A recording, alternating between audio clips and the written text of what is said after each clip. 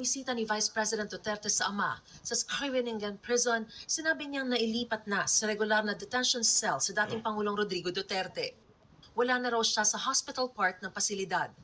Oo, nakalabas na siya sa hospital. Kailan? Pero may access pa rin siya sa nurses and doctors 24 hours. Na-meet ko yung dalawang nurse niya. Nag-check ng blood sugar niya yung isa. Kamusta raw po? And then yung isa yung nagsundo sa kanya. Yung blood pressure and all the vital signs. Kamusta Blood po? sugar yung chinek. 4 times a day daw yung checking ng blood sugar niya. Darating din daw dito ang kanyang inang si Elizabeth Zimmerman. Hindi naman masabi ni Vice President Duterte kung sino sa mga kapatid niya ang makakakuha ng Schengen visa bago mag-March 28, nakaarawan ng dating Pangulo.